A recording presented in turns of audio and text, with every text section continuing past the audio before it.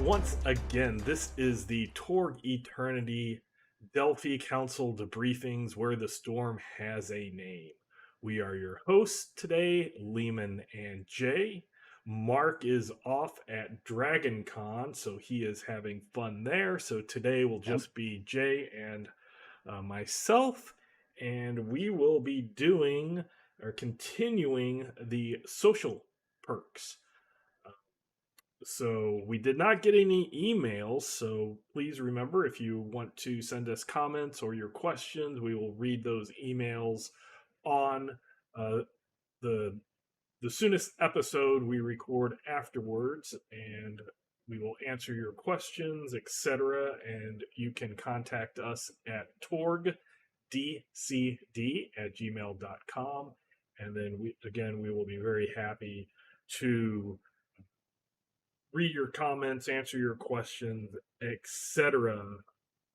One last thing before we do get into the episode, want to remind everybody about myminifactory.com. You can get Torg Eternity miniature figures, and until the end of the year, so until December, or including December 2023, you can get a subscription, which is only $5 a month. You get a full act adventure for Torg Eternity that's never been published before. You also get STL files, and I think they're around 8 figures every month, as well as on the My Mini Factory, you can buy the miniatures for past months. But that will be continuing. We did 12 issues, or 12 months of adventures plus STL files, and that's a cool way to get some new Torg in without having to wait until the Kickstarter.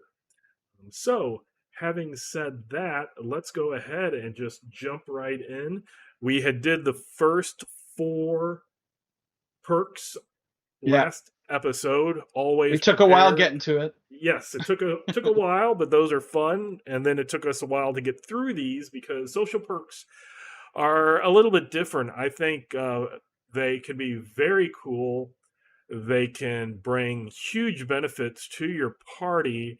It's just that they're not so flashy and shiny as some of the perks that are combat related or spellcraft or those things. So that's why I wanted to go through these, to show that there are a lot of cool social perks that you can do to help out your party. You don't have to be that melee person or the range person, spellcaster. You can be a face character and be able to accomplish a lot within Torg Eternity and help your group a lot. So it looks like the next perk on the list is from both the Living Land sourcebook as well as Heroes of the Possibility Wars, Volume 1. It's called Chest Beating.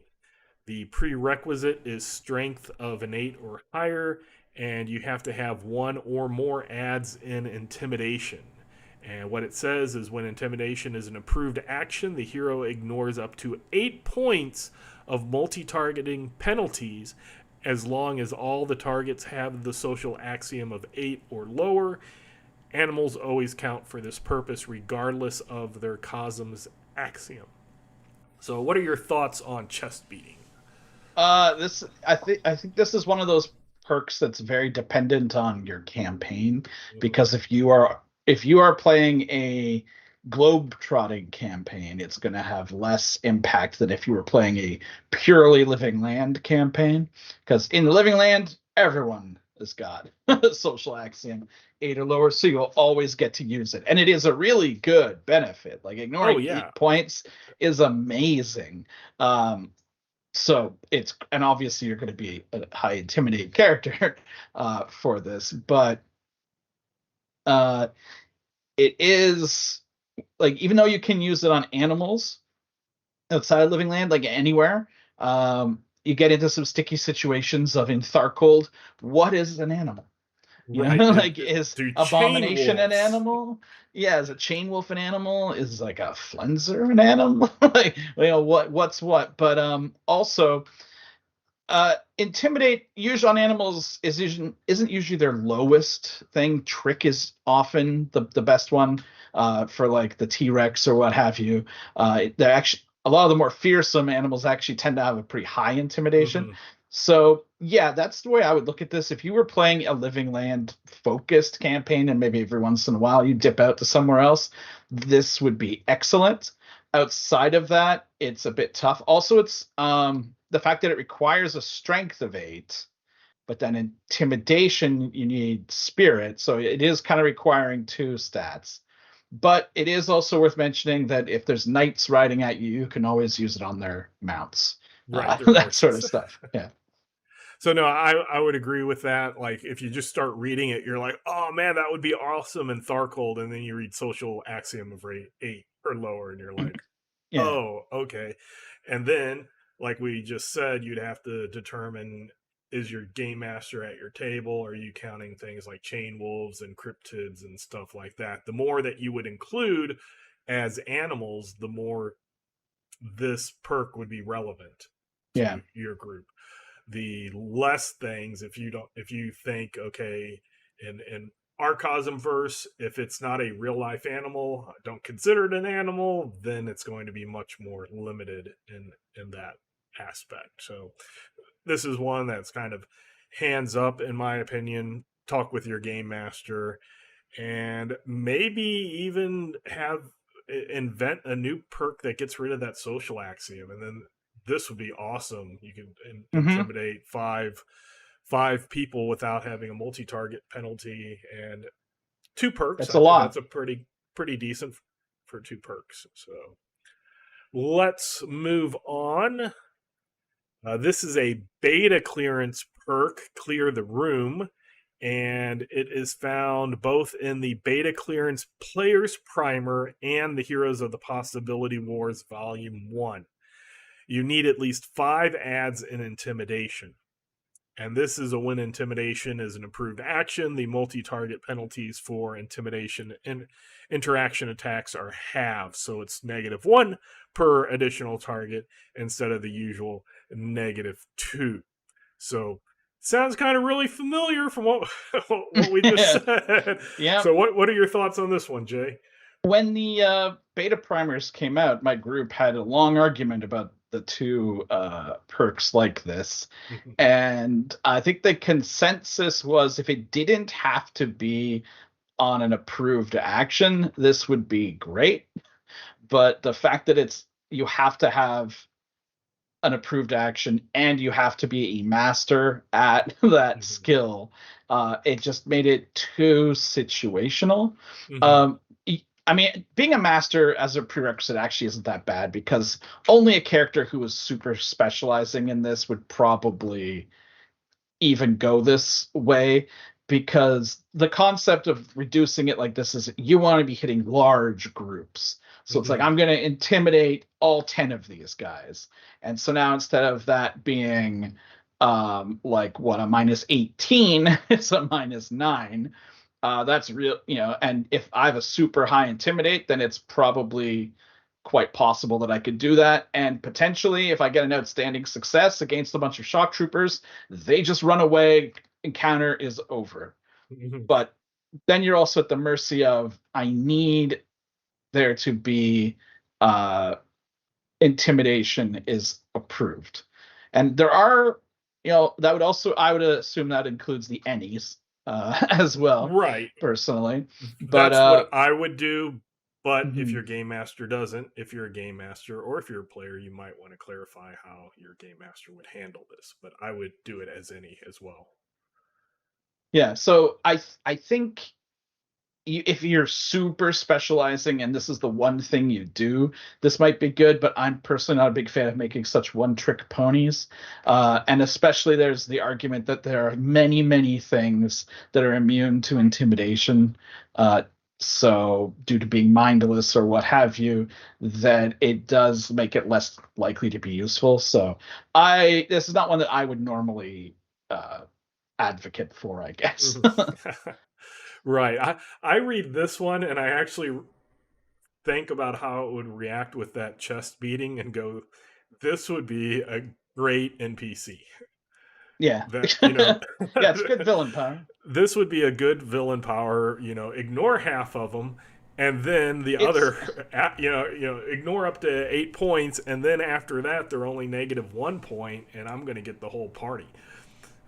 it's such a weird perk because I almost feel if it didn't have that approved action limitation, it might be overpowered. Right. But with it, it's just so rough. So I don't know, maybe if there was another way to trigger it, like discarding a destiny card or something, might help. I don't know. Yeah, this is one that it is strange because there are a lot of things that in Torg Eternity that it does seem like it's kind of limited, but if you take off that limit, then it's too Yeah, much. then it's And trying to find that sweet spot of, do you want to use this X many times per scene or per act, you know, and if your party intimidate. has a bunch of guys that can, as we saw with the leadership perks, manipulate the drama deck so that Right. intimidation comes up a lot more, then it might be good. Right. So this is one along with the previous that I would just say, depending on your style of play, depending on your table and where you'll be adventuring, these may or may not be as beneficial. So let's move on to Con Artist. So Con Artist comes from Pan Pacifica sourcebook.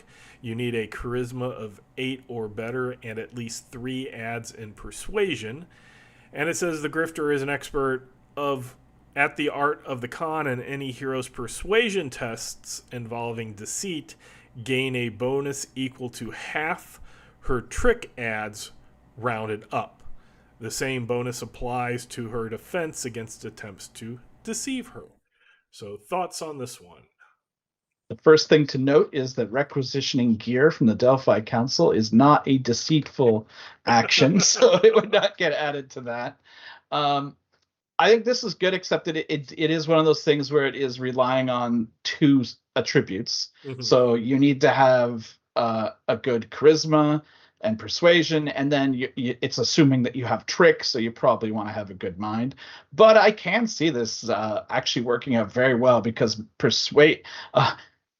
As I mentioned before, I have different opinions on it. Like persuasion is one of the most powerful skills, in my opinion, in Torg, and being able to add half of your trick adds as well. Mm-hmm. Like you could have a ridiculously high persuasion. And the round up. Yeah, rounding up is good. And I don't know about the whole defenses against attempts to deceive you because I haven't really seen that be really something that's been like codified in the system in Torg Eternity. It's usually more of the players choose.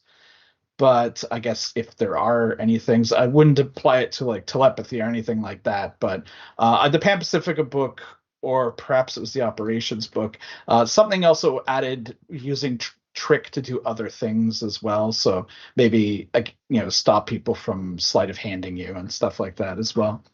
This I think is a good one. Yeah, it can really give a boost, but not so big a boost that it applies to all of that requisition stuff. Yeah, if this is something, if you have that face character and you're going for your 5 adds in persuasion and possibly mastering it, and then you pick up trick, if you get that up to 5, that's an additional +3. Yeah. So that would be pretty potent. In most games I play, if it's not stated one way or the other, my baseline rule is always round down. So whenever I see something that specifically says round up, I'm like, wow, that's it might just seem like a point, but that point can really come into play. So yeah, this is a pretty cool one for a face type. Yeah, and from my character. experience, pretty much every persuasion test you make in the Cyber Papacy and Pan Pacifica is lying to somebody. Right. So. somebody's paranoid and trying to get you in trouble. Yeah. So let's move on. The next one I have is Connections, and this is from the Isle digital only set. So I would guess that this is from a backer archetype. Persuasion is at 2 or more adds, and once per act, you may take a +4 bonus on a requisition test, or declare you know someone in the area with a specific skill or item. The maximum value of either equals your persuasion value. Streetwise may be required to find the person or a persuasion test to convince them to cooperate without a connections destiny card. So thoughts on connections? So this is kind of like a lesser version of the Connections Destiny card, because you do have to go through some hoops. Excuse me.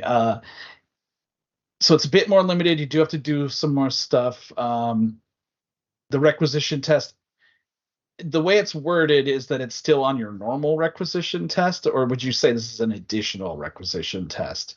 Because it's supposed to be that you know someone in the area. So I guess if you're getting your mission debriefing from the Delphi Council, assuming it's not a mission that's starting like in media res or something else, then they're like, okay, you guys are going to this town, and when it comes time to requisition, you could say, oh, hey, I know a guy. Maybe we could go there. When would you do the roll for that? During the mission with requisitions, or when you get there? I would do it at the requisition, because it might be, hey, I got to in with the quartermaster, the Delphi Council quartermaster. Yeah, that's the area. the debriefing room is the area. So, yeah, and then any type, it says just as a requisition test. So if there are other things out there that give you a extra requisition, by all means use this for it. I like the idea of connections.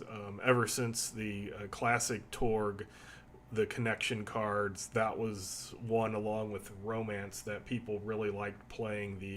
The campaign card that made it permanent, and so we had connections, and it's just a way to have the NPCs interact with the player characters and have a backstory and bring that up, just like in TV series where you've never heard of this person before, and all of a sudden a guy shows up and he's so and so's high school football buddy, or something like that. Yeah.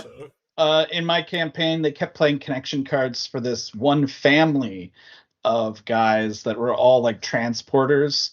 So I can't remember the initial guy had a cab in the Nile Empire. His name was Bafty or something.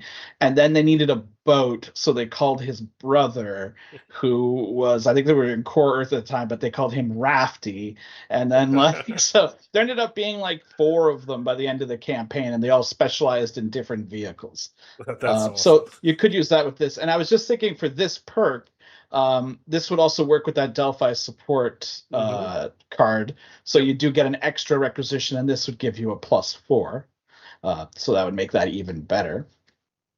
I mean, I think it's a good one, and people like having just connections, and especially when they say, I'm going to use a connection, and then you say to the player, okay, who's your connection? How do you know this person? What are they doing here? And you make them explain everything.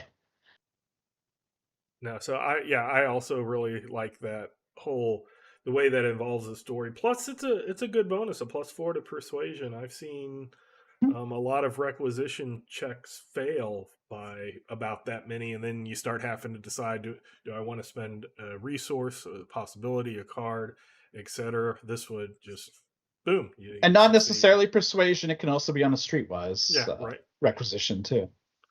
So those are always fun. So let's go on to the next one. This is Dark Past. It is from both originally from a Nile Empire backer, so it's in the Nile Empire digital only set, and then it was codified into a physical source book in the Pan Pacifica source book, and it's a charisma of 8+. It says when their moment of crisis came, the character made the wrong choice. So they became a Stormer instead of a Storm Knight. But since then, they've switched side and mostly been accepted. The player's hand size is reduced by 1, and they start an act with 1 fewer Destiny card, but the hero gains 1 extra possibility at the start of acts. Once per act, a Storm Knight may play a connection card to invoke this past and collect a favor from the villain. Perhaps he'll let you go, offer a piece of information, or retreat early. GM's call for old time's sake. So, thoughts on Dark Past? I think Mark would have a better answer for this, but I have a feeling that there was a period in organized play where it became quite in vogue to want this perk at least. And so I've seen this perk taken in my campaign as well. I think that just the fact that many people have expressed interest in it says, having an extra possibility is always great. Now, notably, it does not let you go fish for a connection card like Famous or something like that would. You still have to have it, and the fact that you have less cards in your hand means you're going to have less of them. But yeah, it's a very good one. It sort of auto builds some backstory for your character. The thing you got to really watch out for is someone playing an aspirant with a dark past, because then they only have 2 cards, so it's kind of rough. But yeah, and something Mark said a few times ago, and you mentioned that it is possible. Like some might say, you should take dark past when you first make your character, but in shows and things, it often comes up later. It's like, we've been a team for this long, but now I will share my terrible secret with you, that sort of thing. So yeah, this is a really good perk. Yeah, and I was going to say that if you didn't mention it, so I'll expand upon that. A lot of people do think, oh, this should be something that's only a character creation. But as you just mentioned, Agents of S.H.I.E.L.D., when in Captain America Civil War came out, or not Civil, whatever, the second Winter Soldier came out, Hydra appeared, and like a quarter of the good guys were actually bad guys, that type of thing that happened. And on the TV show that it happened on, they didn't know that up until that point. So they were playing these people as good guys, and then all of a sudden they're bad guys. And it can also be quite fun and an adventure. On the Wednesday streams, we were playing through Fires of Ra, and one of the players, and this was through Torg and Ice Play, so one of the players was playing the Lone Rocket Ranger. And we couldn't figure out why he had like a pistol but didn't have the fire combat skill, and things just didn't add up.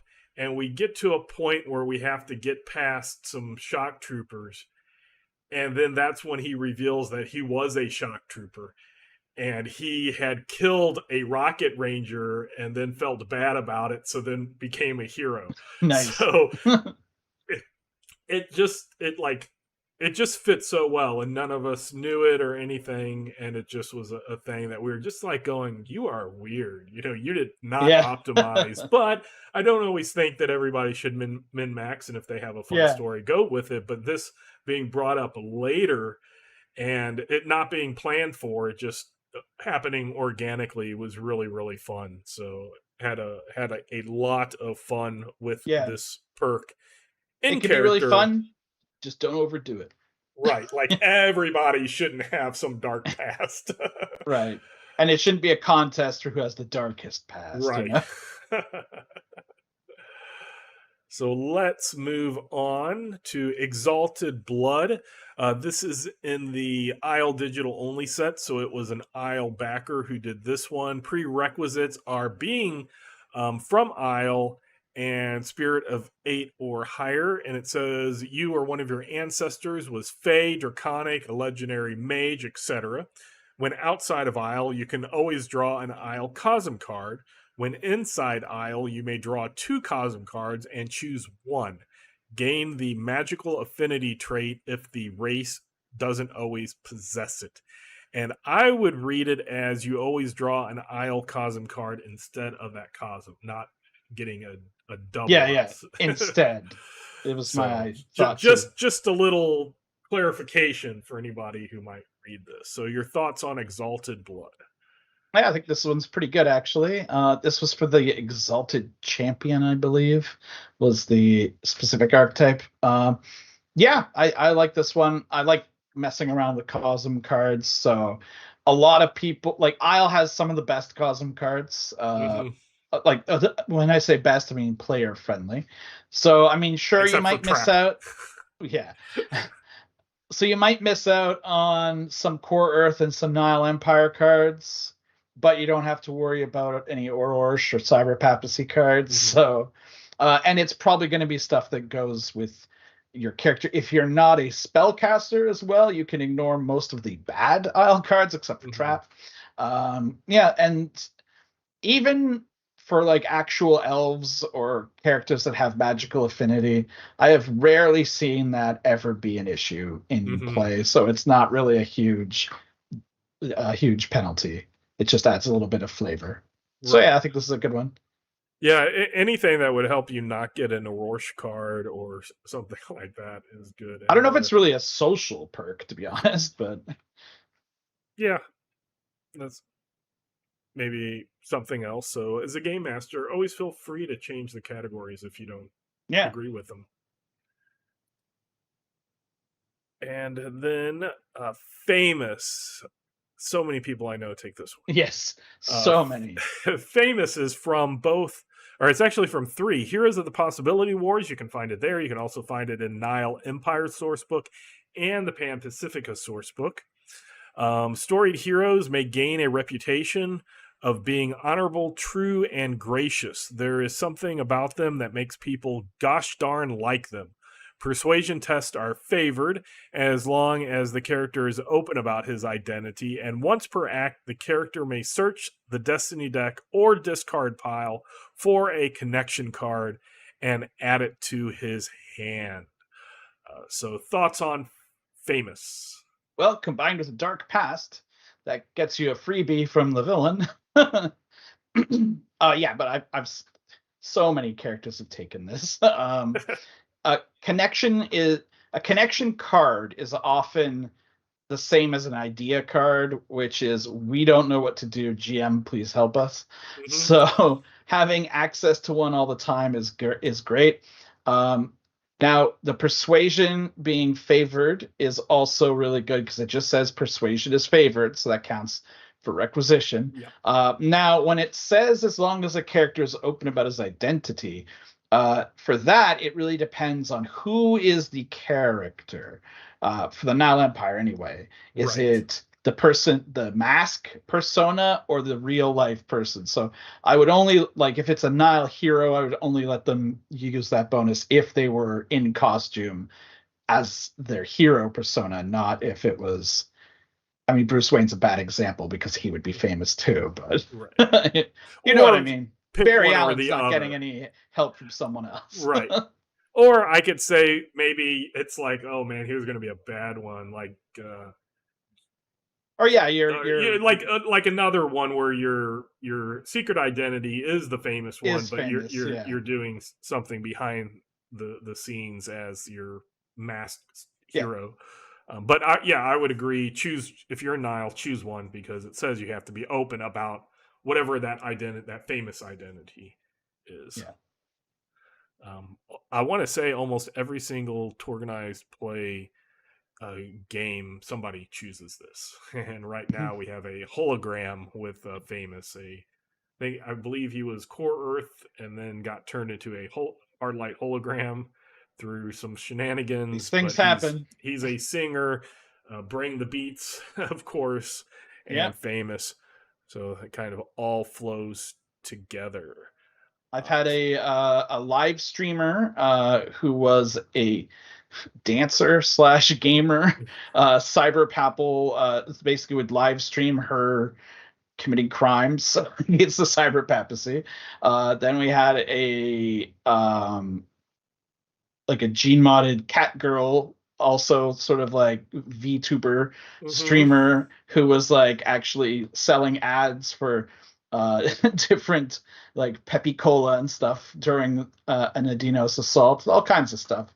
So yeah, this gets used a lot.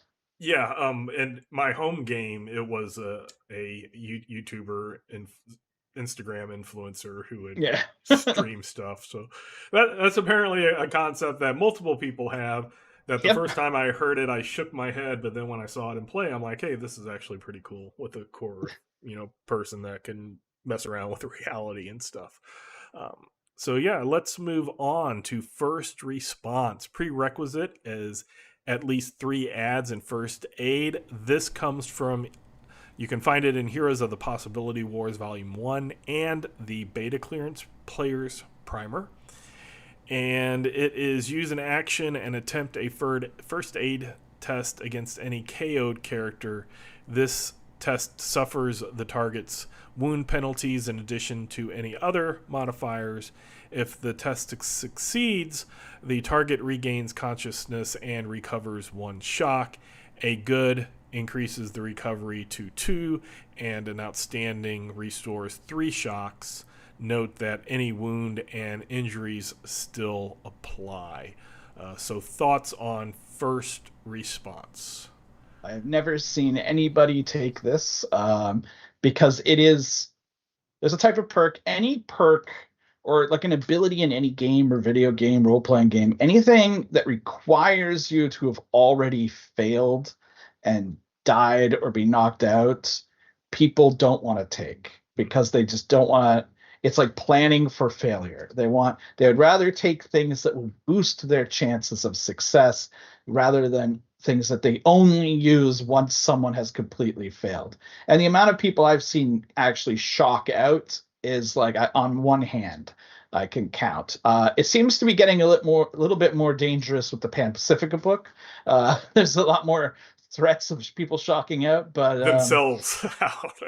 Both the dazing weapons and the spending shock for path skills. Yeah, those second wind cards are suddenly much better.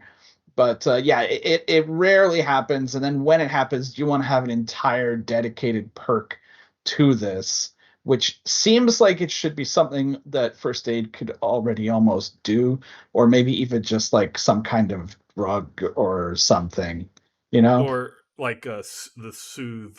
Was it the miracle? Yeah, just now, something like that. Does soothe, does it wake them up when it gives them their shock back? That's something that we will have to figure out by Torg 1.5, because if you splash a healing potion on them, are they up? It depends kind of how you read certain things, because it's not clear on if shock is healed, how long it takes you, if you're healed like magically or mystically or something like that. I would kind of say as long as first aid is a skill, it probably shouldn't. But if it wasn't first aid as a skill, maybe they should wake up. Right. So that's something that game masters will have to say. What I will say about this perk is this has been around for a while. Beta clearance primer, I want to say, came out after the core rules came out, but before Living Land. Or maybe right after Living Land. I think it was after Living Land. It was really close to the beginning because everybody was wanting more stuff without having to wait for future Kickstarters, which perfectly makes sense. And I had been going with a campaign and showed this to my players as, hey, here's some choices. And one of my players was like, oh, this sounds pretty cool. And I read it and was like, you don't want to take this. And this was before I had any official this is a trap with Torg Eternity. So I wasn't a freelancer. I was not a line developer or anything like that. So my thoughts back then, and kind of the way I'm reading it now, is it's very situational, and just the 1, 2, or 3 shock. There's better ways to heal shock than this perk. So maybe this will be updated or removed or something in 1.1. We'll have to see. Let's go to Glib Tongue. Glib Tongue is from the Cyber Papacy sourcebook, Mind of 8+ and Charisma of 8+. And it says, when confronted by church police, either on the street or at a checkpoint, the ability to come up with a plausible alibi or story is invaluable. However, it is not just the ability to come up with a tight alibi, but delivering it convincingly is the key as well. So basically, the mechanics are when you test your mind on a success, any persuasion, if you need to make up a story on the fly, you test mind. On success, any persuasion or willpower test to deceive someone or resist interrogation with the story are favored. A good success additionally makes any opposing evidence analysis or intimidation tests disfavored, and on an outstanding success, the hero's persuasion or willpower is up instead of favored.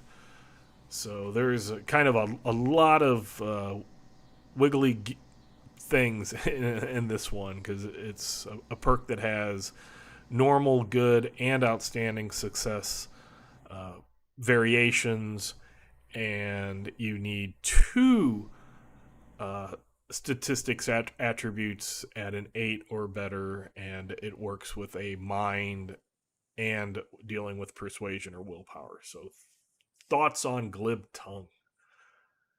It's kind of messy because you have to make multiple rolls, which is kind of against how so much of the system in Torg works, where it's always one roll does everything. But now we're doing a mind roll, and then we're doing a persuasion or willpower test. Or I guess that's for resisting interrogation. That said, if you have a high mind, this could be very good.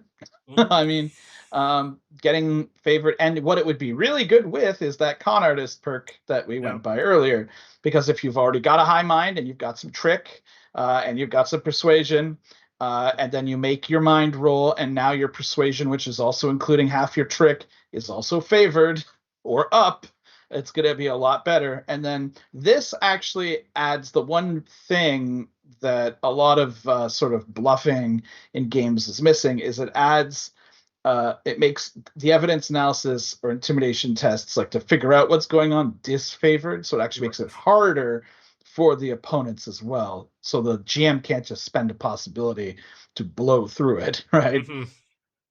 So yeah, I mean, I think it's pretty good. Again, very situational, but in the cyber papacy or Pan Pacifica, it'll be very, very useful. Yeah, I was thinking when this was made for cyber papacy, but when I was reading it, I'm like, this is also very good for Pan Pacifica, as you mentioned. Stacking this with the con artist, you can make a really good con artist, a rogue, that type of deceiver, grifter type Storm Knight, and go to town with having a mind trick, charisma, persuasion person. Have that kind of be your thing, and get you and your party out or into situations. So we will move on to Heirloom. Heirloom is from the Isle Sourcebook and also in the Heroes of the Possibility Wars, Volume 1. The prerequisite is being from Isle, and it basically, you start with an arcane item, or you gain one when the perk is acquired. It gives a few suggestions on how to do that, but basically the Storm Knight would pick a piece of gear with a tech axiom of 14 or less that is worth 750 or less, and then apply enhancements worth up to $15,000, or choose a single arcane item worth up to $15,000. If the item is ever lost, the hero may select another perk to replace this one at the start of the next scene. So what are your thoughts on Heirloom? How many Isle characters have you seen that do not have this perk? It's very, very good. It seems like every Isle character has it. Like everyone takes this. It's kind of it's almost a no-brainer. Especially the fact that it says that if you lose it, it just gets replaced with a new perk too. So now, would you say you could use that to just get another heirloom, or you only have one heirloom? That's it. I would say the game suddenly master, I have a dark past. Right. The way that I like it, it would be if you've lost that heirloom, it's and gone. it wasn't heirloom. If it was if it's a permanent loss. So this would be something that I might also, it got captured because your second cousin thinks it's his, and bring that into it. But if it is a true, it fell into the volcano, you're not getting it back, Yeah, then your I would father's just sword is gone. it's done. It's the sword is broken, or the amulet is melted. It's gone, and your heirloom, it's over. Choose a new one. Don't come back to this one. Right.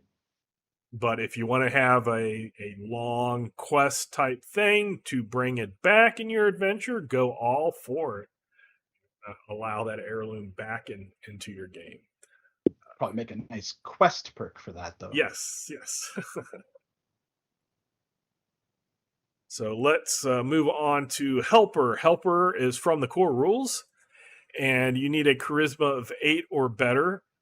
And the character may take an action to speak a few encouraging words to an ally suffering from stymied or vulnerable conditions. She then makes a standard, which is a difficulty of 10 persuasion test. Standard eliminates 1 condition, good eliminates 2, outstanding removes all negative conditions. The affected ally decides which conditions to remove.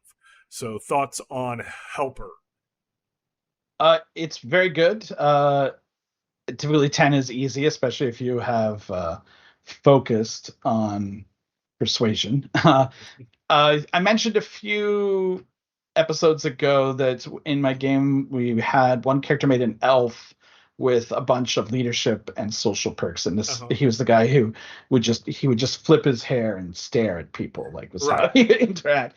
So he had Helper, and Helper was probably the thing he did the most during fights, because we would have people doing all out attacks and other things just to make themselves very vulnerable, and then he would just remove all of that right away.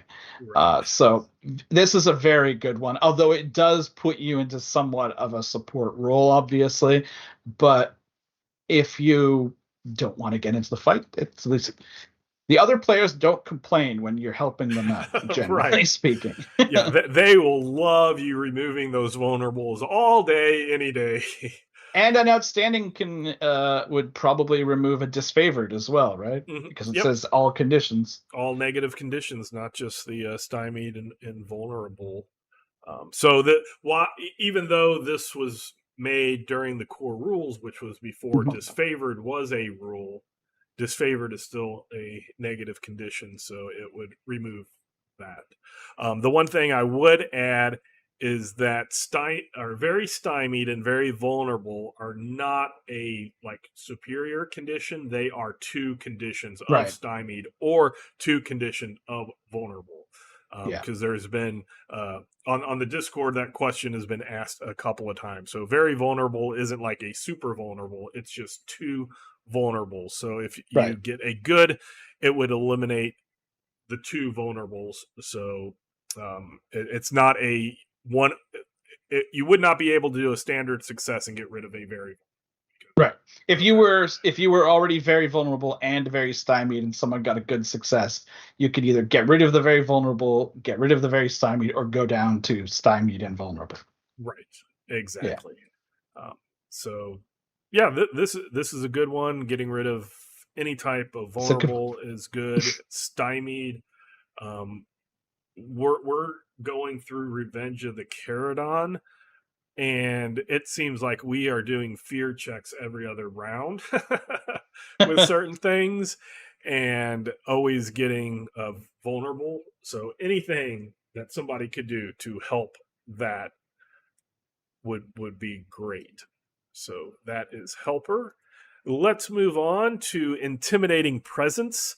It's from the Tharcold source book, and the prerequisite is being from Tharcold and at least 3 adds in Intimidation. Basically, it just is when Intimidation is an approved action, she may use Intimidation as a defense against any attack or interaction. So, thoughts on Intimidating Presence? Seems all right, but I would have difficulty dedicating myself to this, Again, it's something that's triggered off of an approved action. So you never know when it's actually going to happen. Is it even going to happen? Most combats at Torg tend to only be like 4 or 5 rounds, unless it's like the big fight or something. So is it even going to come up? And then when it comes up, what are my other defenses? Am I just totally ignoring defenses and hoping this comes up to give me a great defense, or is my defense probably almost as good as my intimidation anyway? Now, in Thargold, having a high intimidation is very handy because Yes. it's not just for interaction attacks. You can do the dominance chains, put yourself in charge of everybody, that sort of stuff. So having a high intimidation is pretty good, but I don't know if it's worth the XP tax of taking this perk to Mhm. just sometimes have a bit of extra defense. It does mean that for those rounds, your weakest interaction attack at least won't be as bad. But yeah, I just don't really see, unless you have some really particular plan that you're going with, or have somebody else or yourself in the party who can rearrange the drama deck a lot. I don't really see this coming up a lot. Yeah, and we've had a few that just today we've gone over that trigger on certain approved actions, and it kind of works with the DSR stuff like the critical problem or Mhm. even a setback. It's something that I've seen in a lot of the adventures where something triggers off of that, whether it's a environmental thing or Right. it's a special ability that a threat has. And I want to say I maybe see 10% of those actually do something Happen. Right. because the fight is over before that's ever triggered. So, game masters, if you're looking at these perks for threats or similar type thing, you might want to make another way to bring those into the scene that you can trigger, even if it's a trigger one. You get to trigger it once per round. You might bring any of that in, or once per scene. You can trigger it when you want, because if you're dealing with the cards, from my experience, you can go through and have the cool thing not happen, and then you have to tell your players about it afterwards. Oh, you missed that cool Yeah. thing that would have triggered, instead of it coming up in the game and being cool in the actual scene. I I went through and like counted how many of each type of thing there were when I was writing something. And I can't remember the numbers now. I think it's just 5 of each or 4 of each. Either way, it's like a 12% chance or something like that Mhm. to draw it. So like how likely is it to happen is the Right. question.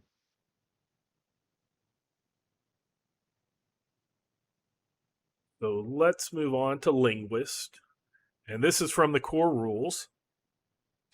And linguist requires a mind of 8 plus.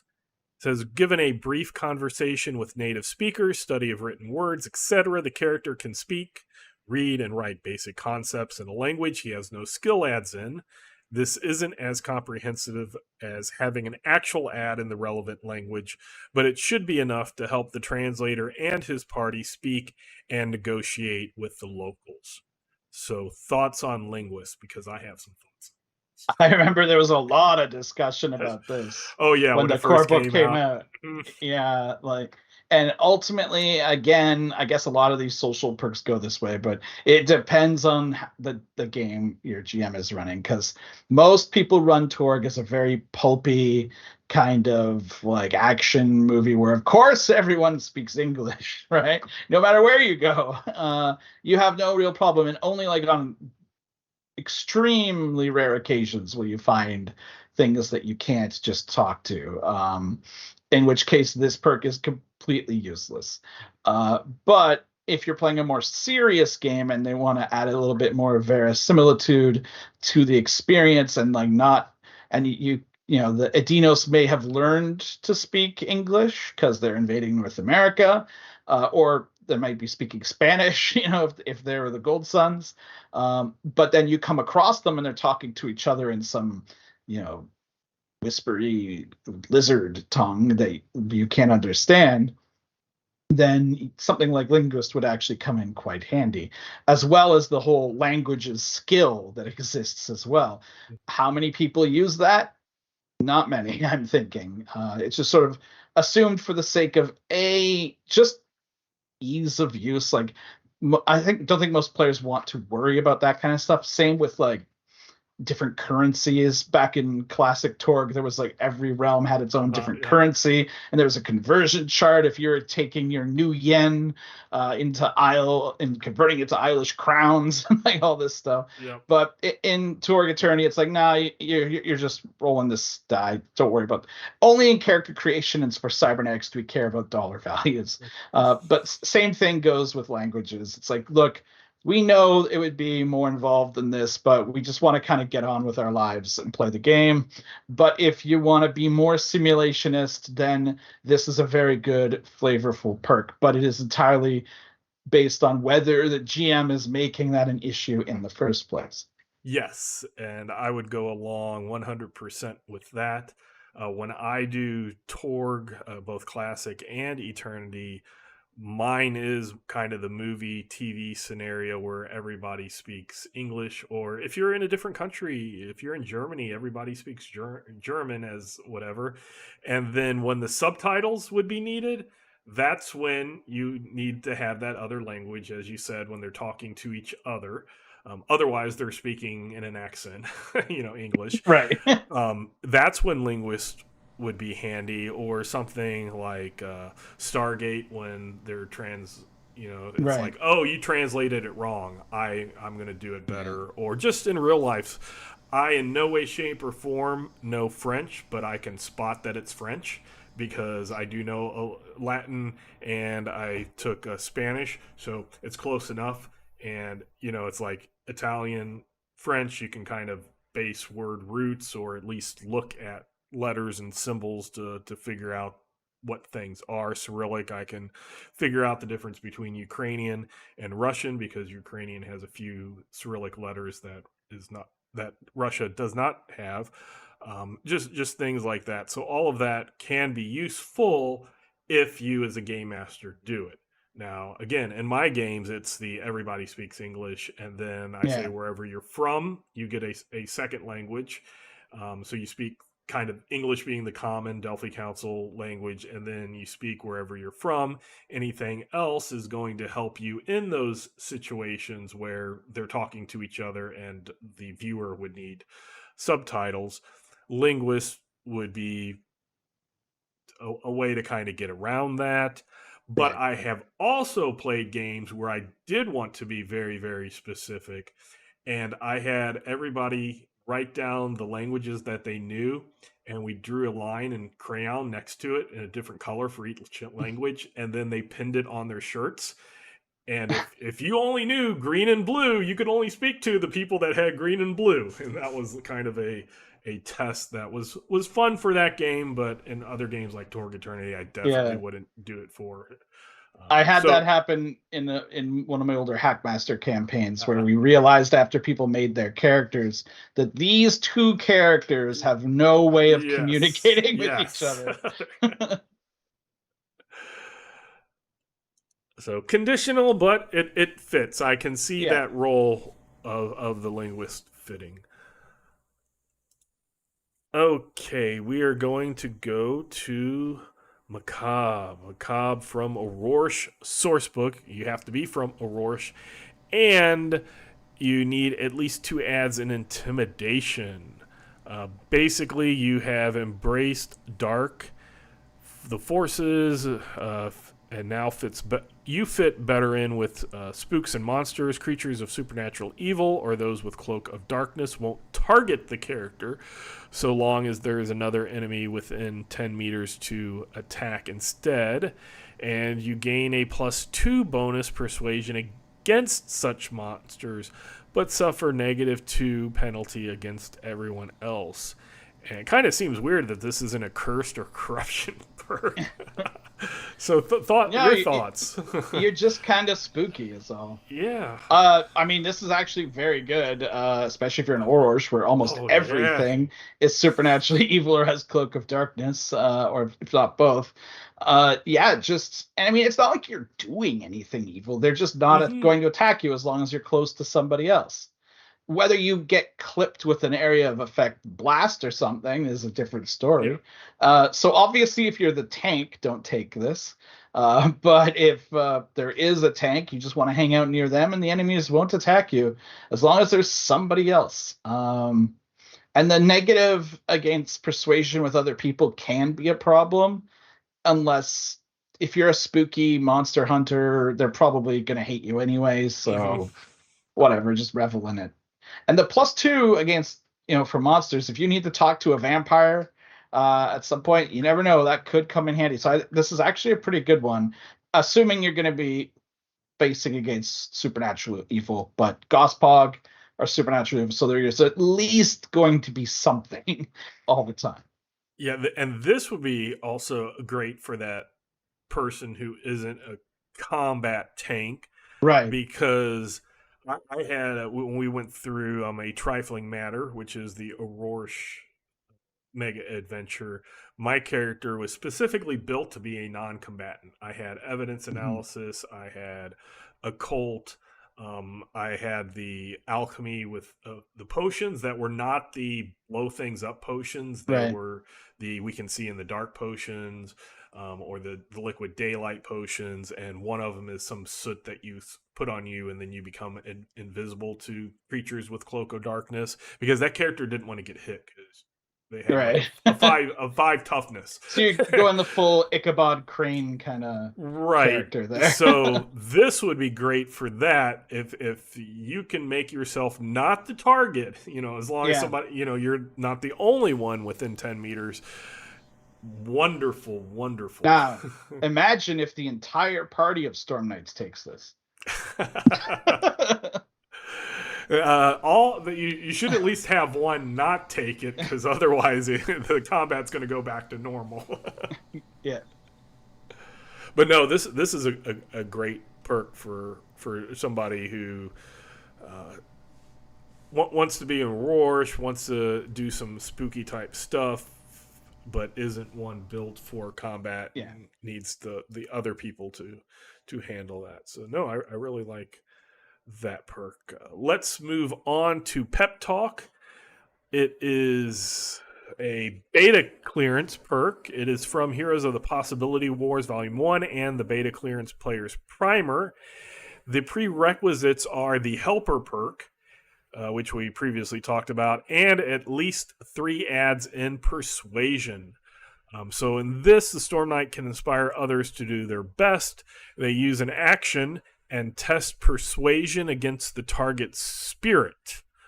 On a success, the target gains a +1 to their next test. On a good success, they give a +2, and on an outstanding success, it also becomes favored. This bonus only applies to the next test the target attempts, and is lost if not used before the Storm Knight's next turn.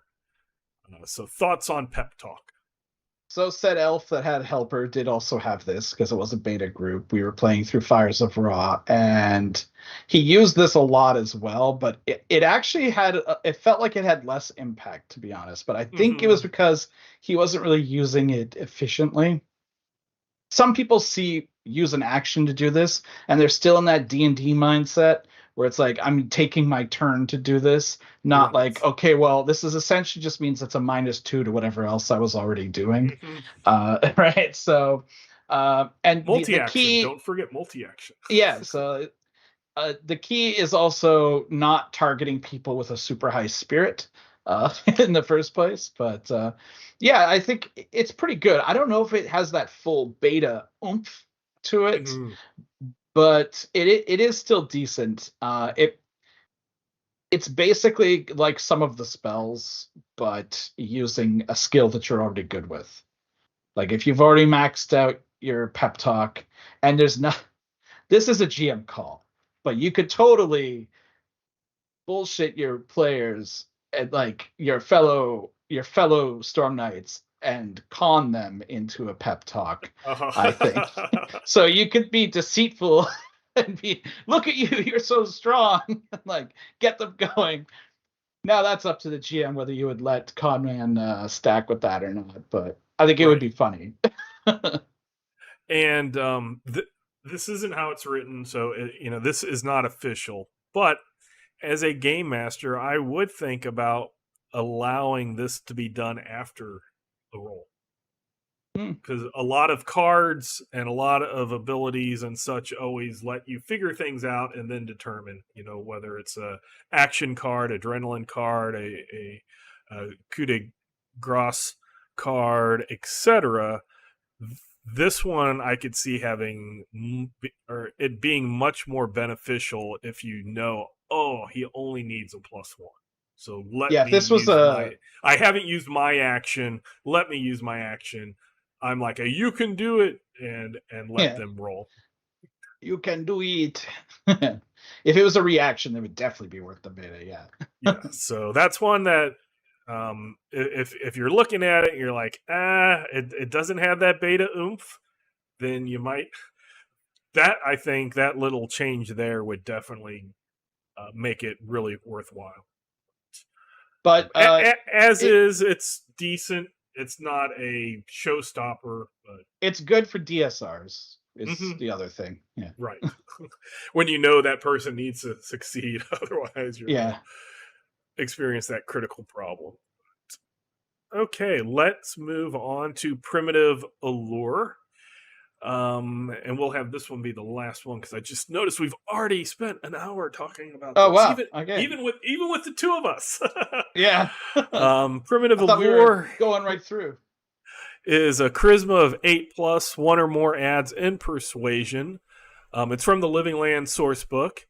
And basically, it's a persuasion and beast riding become favored against anyone with the social axiom of 8 or less. Animals always count for this purpose, regardless of their cosm's axiom. In addition, a character may use simple action to pick up a single target with the same, and pick a single target with the same restriction. The persuasion skill or beast riding, if the target is animal, may be used as a defense against that target's attacks until the character's next turn. So, thoughts on primitive allure?